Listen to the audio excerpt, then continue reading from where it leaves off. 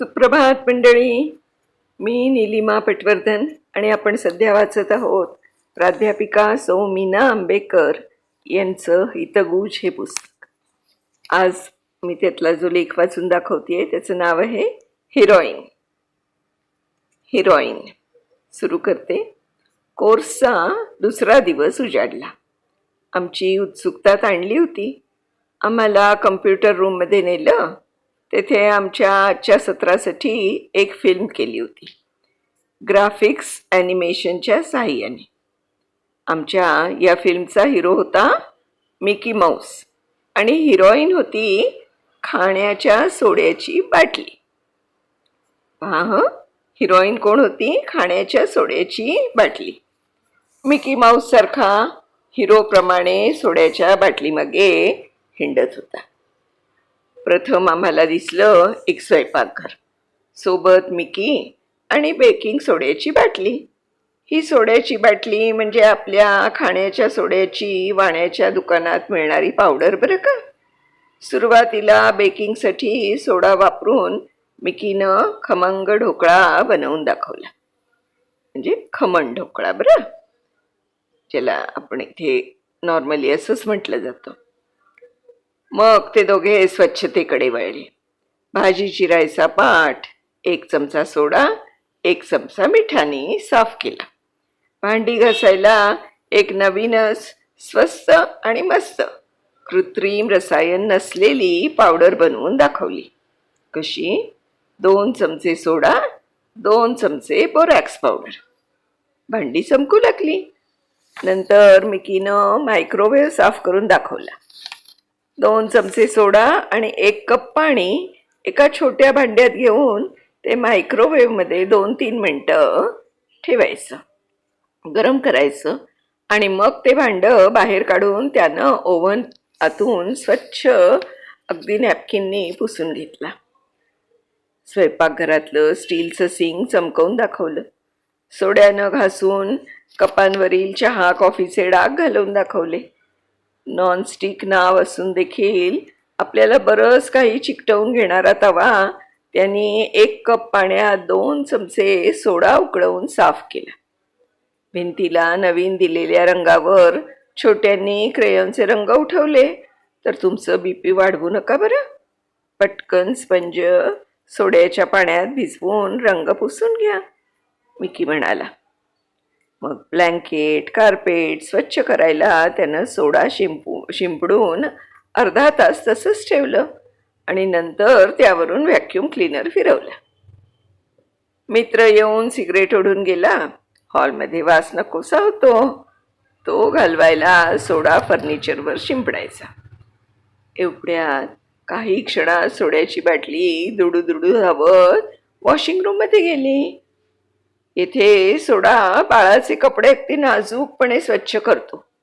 नको तो उग्र डिटर्जंटचा वास आणि पिवळे डागही जातात. वॉशिंग मशीनमध्ये एका वेळी अर्धा कप सोडा कळकट कपड्यांना स्वच्छ करून एकदम चकाकी देतो. तो ब्लीचचं काम करतो. नुसतेच कपडे नाही तर टॉयलेट आणि बेसिनवरचे पिवळे काळे डागही घालवतो हा. मिकीचं सांगणं चालूच होतं. चांदी आणि सोन्याच्या दागिन्यांना झटपट पॉलिश करून दाखवलं. अर्धा कप किंवा थोडा कमी पण असेल तरी चालेल.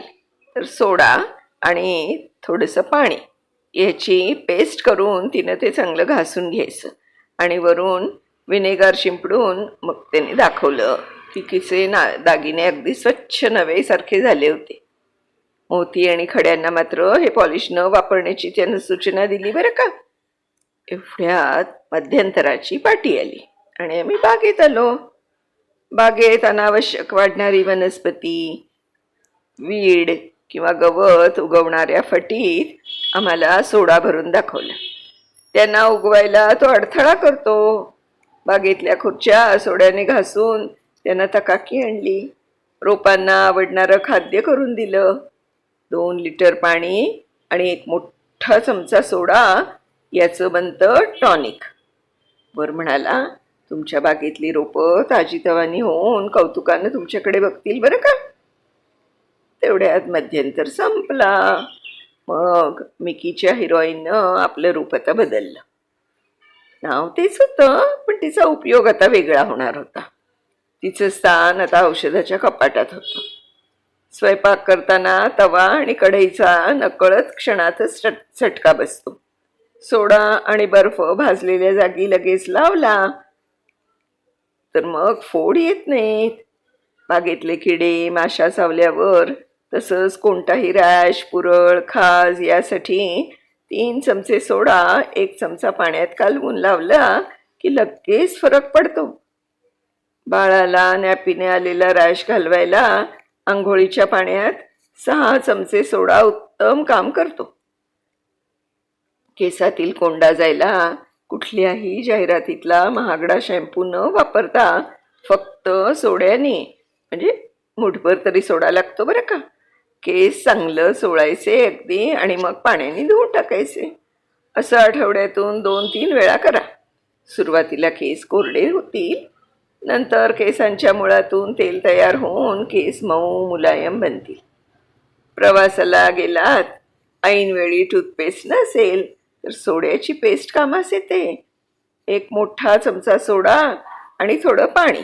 कृत्रिम रसायनांचं डिओड्रंट वापरायचं नाही ना, कारण त्यात त्वचेला त्रासदायक ठरणारी रसायनं असतात. मग 1 चमचा सोडा घेऊन घाम येणाऱ्या ठिकाणी पावडर पफनी लावायचं. घामाचा वासही येणार नाही. खूप वेळ बूट पायात ठेवल्याने पावलांना येणारा वास आणि खास थांबायला 4 मोठे चमचे सोडा आणि 1 लिटर गरम पाण्याने पाय धुतले तर वास लगेच जाईल. मिकी अगदी मनापासून तल्लीन होऊन आम्हाला शिकवत होता. कधी भांडी घासायची पावडर, कधी डिटर्जंट, कधी डिओड्रंट, कधी शॅम्पू, कधी त्वचेवरचं मलम बनवून खाण्याच्या सोड्याच्या बाटलीनं. म्हणजे आजच्या आमच्या हिरोईननं आम्हाला अगदी थक्क केलं होतं. खरंय, अगदी खरंय ग. म्हणजे मला पण खूप सगळ्या काही नवीन नवीन गोष्टी कळल्या आहेत ह्याच्यातनं. माझी खात्री आहे की माझ्या सगळ्या मैत्रिणींना ही सोड्याची उपयुक्तता नक्कीच आवडेल. धन्यवाद. उद्या अशाच एका नवीन गोष्टीसह पुन्हा भेटूया. तोपर्यंत बाय बाय.